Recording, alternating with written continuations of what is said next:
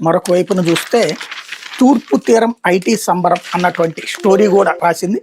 800 మంది ఉద్యోగులతో తాత్కాలిక డెవలప్మెంట్ సెంటర్ ప్రారంభం నేడు విశాఖలో కాగ్నిజెంట్ తొలి అడుగు కాపులపాడులో శాశ్వత క్యాంపస్ కి భూమి పూజ 2029 నాటికి పూర్తి కమర్షియల్ ఆపరేషన్లు దశల వారీగా 8,000 మందికి ఉద్యోగాలు మరో 7 కంపెనీలకు శంకుస్థాపనలు సీఎం చంద్రబాబు ఐటీ మంత్రి లోకేష్ రాక అన్నటువంటిది హైలైట్ చేశారు. అట్లాగే ఆధునిక పరిశోధన హబ్గా మన క్వాంటమ్ వ్యాలీ అన్నటువంటిది హైలైట్ చేశారు. ఇందులో విద్య వైద్యం ఔషధాల తయారీకి ఏక్యూసీసీ పనిచేయాలి ముఖ్యమంత్రి చంద్రబాబు ఆకాంక్ష. వివిధ దేశాల క్వాంటం పరిశోధకులు పారిశ్రామికవేత్తలతో సీఎం భేటీ. ఔషధాలు మెటీరియల్ సైన్స్పై పరిశోధనలు గ్లోబల్ క్వాంటం బయో ఫౌండరీ ఏర్పాటుకు సిద్ధం. అమరావతిలో దేశంలోని తొలి బయోమెడికల్ ఎకోసిస్టమ్ సీఎం చంద్రబాబుకి తెలిపిన శాస్త్రవేత్తల బృందం అన్నటువంటిది హైలైట్ చేశారు. అయితే వెనక్కి కాదు ముందుకే అంటూ వచ్చే సమావేశాల్లోని అమరావతి బిల్లు ఇప్పటికే కేంద్ర న్యాయశాఖ ఆమోదం. ప్రస్తుతం హోంశాఖ పరిశీలనలో ప్రభుత్వ వర్గాల వెల్లడి.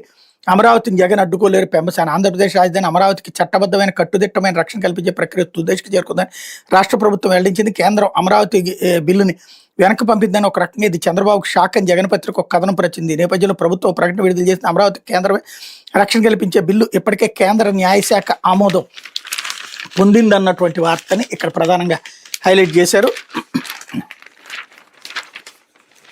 పొందిందని కేబినెట్ ఆమోదం ఆపై పార్లమెంట్ ఆమోదం ముద్రపడటమే తరువాయని సోమవారం ఆంధ్రజ్యోతి ప్రత్యేక కథనాన్ని ప్రచురించిన సంగతి తెలిసిందే. పార్లమెంట్ బడ్జెట్ సమావేశాలను ఈ బిల్లును ఆమోదించే అవకాశం ఉన్నట్టు సమాచారం. కేంద్ర న్యాయశాఖ కొన్ని వివరాలు కోరింది. దీనిపై రాష్ట్ర ప్రభుత్వం సవివరమైన నివేదిక సమర్పించింది.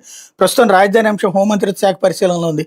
పార్లమెంట్ ఆమోదం అనంతరం దీనిపై హోంశాఖ నోటిఫికేషన్ జారీ చేస్తున్న అమరావతిలో కీలకమైన కేంద్ర ప్రభుత్వ సంస్థలు నెలకొల్పేలా కొన్నిటిని పునరుద్ధరించేలా కేంద్ర ప్రభుత్వం ముఖ్యమంత్రి చంద్రబాబు సమన్వయం చేసుకుంటూ నిరంతరం కృషి చేస్తున్నారు. కొన్ని మీడియా వర్గాల ప్రయత్నాలు అమరావతిలో జరుగుతున్న పనులను విస్మరించి అమరావతిలో ఏమీ జరగడం లేదంటే చూపేందుకు ప్రయత్నిస్తున్నాయి.